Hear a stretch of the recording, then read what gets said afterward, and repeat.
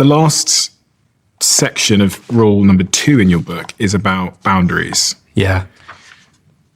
What do you mean by boundaries in this context? And also, could you explain to me this image here? Do you know that image? I'll put it on the screen for anybody to see it. Yeah. So this is all about how to say no. Especially, let's put it in a context of somebody invited you to anything. Let's say somebody invited you to grab a cup of coffee. Yeah. All right. Let's put it in terms of, that's what this graph is. So the graph says when you have the chance to say no or yes to something and you decide not to say no, instead you go, oh, maybe. And then it just lives in your head for the next week until they ask again. You're like, I just put it off. But if you say no when you need to say no, then it doesn't live in your head rent free. So let's put it in terms of, let's say you and I work at the same place. Yeah. And I ask you for, hey, Stephen, let's go grab a cup of coffee at this new place that I saw. And you're like, look, you're thinking in your head, you're like, look, Jefferson, you're nice, but we're not friends. We're just work guys. I like you at work, but you're not that cool. Like, I don't want to go have coffee with you. That's what you're thinking in your head. And besides, you're so busy, you got too many things to do, and you need to say no. And instead you go, oh man, maybe it just depends. I'll let you know. I'm like, oh, okay. And then I'm waiting the whole day to hear from you. And now in your head, you're like, how do I tell him I don't want to do this? How do I tell them? And now you're just thinking about it and you're just wasting your emotional energy. And it just, instead of saying no when you needed to say no. But what if I come up with an excuse? I say, I just checked, I've got a meeting, Jefferson, so I can't come for the coffee. Well, if that's real. But if it's not real? Yeah, well, that's a problem. Why is it a problem? Well, because one, there's always a chance that they could find out. Two, it's just not genuine. It's not sincere. You owe it to yourself to be a truth teller. But we don't want to offend somebody. Yeah, that's the people pleasing, right? Yeah, so like someone says to me, hey, Steve, I know you're in Austin. I mean, this actually happens. Hey, Steve, I know you're in Austin. Would be great to get a coffee with you while you're in town. Right. On Monday. And I look at my calendar and I go, well, I'm free on Monday, but I just don't want to go. Yeah. So what do I say to them? I just go, listen, Yeah, exactly. Yeah. No. Yeah. Actually, no, I don't. Yeah. No, thanks. Pass. So here's where the mistake happens. All right, is when it's that feeling of, I don't want to disappoint them. Yeah. I don't want them to not like me. That's what we want. That's what really it is. I don't want them to not like me. I still want them to like me. The mistake happens when you go, oh man, that sounds so great and wonderful. I love to, but I can't. I have a full day of meetings, and that's all you leave it at right there. Okay. Problem with that, aside from it just being not true, whatever. The put it is, hey man, I'd love to, but, all right. The word but has a magic of erasing everything that happened before it. If I like, look, I love you, but blah, and I have to say something else. Oh, I think it was great. Yeah, I mean, I think being on your podcast was wonderful. But like it just takes away, it feels less than what you said. So instead, starting with we want to start with the gratitude. Oh, thank you so much. That sounds wonderful. I can't. That's what we wanted, is like that soft landing. Reverse it. Start with the no, then end with the gratitude. So it would be if somebody said, hey, can you come to dinner, whatever, I know you're in Austin. I can't. Thank you so much for inviting me. I'd love to meet you or see you the next time around. And if you can, add some kindness. I've heard that place is awesome. Hope it's a great time. Like, same thing if you need to tell me no to having coffee. I can't, or I have bad news. I can't. Let me know how it goes. Like, I'm sure it's going to be great. I've heard wonderful things about it. Let me know how it is. Like, it's much easier if you tell them that you can't up front. Have you ever had somebody tell you no to an invitation and they're like, in a text, they're going, oh my gosh, thank you so much. I've just been so busy, and I've had to go feed my cat, and it's just been so stressful lately. And I might be able to go. I'll let you know if I can, and if anything changes, I'll definitely let you know. Like, you're like, if you don't want to go, just tell me no. Yeah. And it's that kind of feeling. We don't know the what. We don't have the words though. This is the problem. Yeah. And I was reflecting over New Year's. I was at a restaurant and I was reading this book about, I think it was called The Courage to Be Disliked. And it was just developing my thinking on just trying to be a bit more sort of give more radical candor to situations. Yeah. And we were sat in this like bar or whatever, me and my friend. And the owner of the bar had come over and he was being really nice and he likes the podcast and stuff. And we were talking.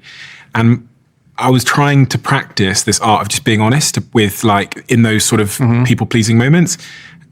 And my friend says to him, "Oh, we've got something to get to, blah, blah." And we hadn't got anywhere to go. Yeah, of course. So I remember interjecting and going, "We want to leave in 10 minutes. So if they can get here before then I'm more than happy to like sign the books and stuff, whatever they want me to do."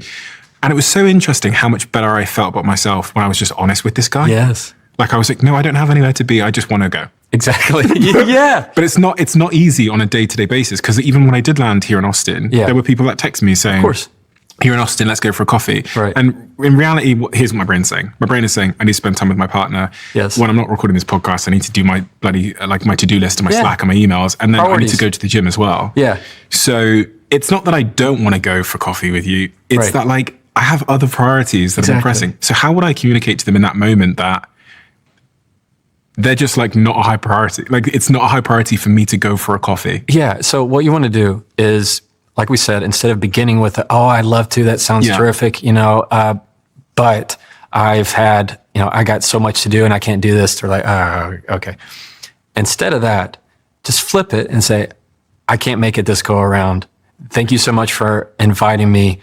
I look forward to hopefully seeing you soon or the next time." Or, if you can't go to wherever they're wanting to go, you can say, "Got bad news. I'm not going to be able to make that happen. Thank you so much for thinking of me," or "I appreciate you inviting me. I hope it's a wonderful time." And you don't even need to give them a reason. No reason. No. That's where you make a mistake. Is when you give them a reason, you start to have to feel like you have to justify, because you're very subjective. We're all subjective in our head of, that's not a good enough excuse. I have to give something that is worthy enough of the excuse that I'm not going to be able to make it. And then that's where the anxiety kicks in, and that's where we just push it off. What if the excuse is real? So I've been invited to this dinner in London. I actually can't go, but it's someone that I care about a lot. I can't go because of my calendar, and I haven't responded to the email yet. Yeah. I think in part because I'm like trying to figure out how to let them, even though you see how it's taking up your energy. It is taking up my fucking energy. Yes. Yeah. So in that situation, I should say, I was going to say terribly sorry. Yeah, no. Okay. I can't make it on this occasion because I'm in the Middle East. But thank you for the invitation. Yes. And if this ever pops up again, please do let me know. I'd love to come. Yeah. Because all of that is true. Yeah, there it is. Okay. I think that's perfect. There's nothing wrong with saying because I'm in the Middle East. It's when it's more like that bar scenario when you don't have anywhere else to go. You just saying it. Don't want to. Okay. And don't say terribly sorry. No. Yeah, because there's nothing to apologize for. You haven't done anything wrong. Save your apologies for when you said something you should not have done. You have made an actual mistake. And I'm not terribly fucking sorry. Of course you're not. I'm not terribly sorry. You're not sorry at all. You're very thankful. Yeah. You're very thankful about it. You're not sorry at all. So instead of the "so terribly sorry," or "unfortunately, I can't make it work." You see how when I say I can't make it work, I'm signaling to you that I have other things going on and I cannot fit it in. Mm-hmm. It's not that you're not a priority. I just can't make it work. And so anytime you get that out front and then follow it up with the gratitude, "I appreciate you. Thank you. So kind of you for thinking of me." And then add on a little bit, like just a sprig of kindness of like, I know it's going to be a wonderful time. Mm-hmm. Perfect. That's all you need right there. Instead of going, I need to respond to that email. And then you're like 2 weeks later, you're like, I got to respond to that email. And you just get yourself worked up. What is this image that I have in my hand for people that can't see this conversation right now? Yeah, so it looks like it's verbal fillers. So verbal fillers. One thing we've come to learn from doing this podcast is that when a guest on the show uses a lot of verbal fillers, people get irritated in the comment section. It's so interesting, but it's really taught me a lot about how to speak better. Because if someone comes on the Diary of a CEO and the guest is constantly saying it's like the top 3 comments. I just did it then. Yeah, well, it's the top 3 comments on the video. Right. Should I be getting rid of these filler words? They're like, if I want to be a more effective, impactful communicator, because the great communicators that I see on stages and stuff, they don't use like, Right. If you're on a stage, if you're giving a presentation, don't use them. Yeah, that's a real easy rule. In casual conversation, who cares? It's the only thing that makes this different is because it gets posted and people are going to pay attention to every single word that you say, and they're going to want to put that up. Everybody has some kind of verbal fillers. If they don't, they've been trained on it. That's all, that can almost be guaranteed. They've had some kind of media training if they don't use any verbal fillers, because verbal fillers are very common. But if you want to be an impactful speaker at a presentation, you don't want to have the the like, okay, add okay right after the sentence. Like, well, I'll see different. It's a habit for very new attorneys to begin to ask a question of a witness and say okay right afterwards. They'll ask, so do you see the red car? Just give an answer. Yes. Okay. And then they'll write it, and then they'll ask another question. But the record, so everything's transcribed by a court reporter, has okay throughout it. And so what a lot of senior partners will give the transcript to the junior partner and say, just review it, see what your verbal fillers are and all of that stuff. So it's a great way to train. But yeah, verbal fillers, you don't want to make a habit of them. They happen. There's nothing wrong with saying like or saying nothing on its face wrong with it. It just has a way of cluttering up your sentences. If I was going to say, yeah, so anyway, I mean, and you can totally tell me if I'm way off base here, but like, so essentially I was thinking, and it literally does not matter. Like, you see how we kind of like dip in and out and we just like get to the point? You don't want to do that when you need to be very effective in your communication. What is the most important thing we should have talked about that we haven't talked about as it relates to the work that you do, the questions that people ask you, and the value that you have to give to my audience? What's the most important thing? What they say, what people choose to say, has a ripple effect that will reach far more than they ever thought it possibly could. It'll affect people that they don't even know exist, how they talk to people. Like, what you say today affects how people think of you. It affects where you go in your career. It affects how your children will talk to their children. It affects how other people will talk to their kids, and without you even knowing it.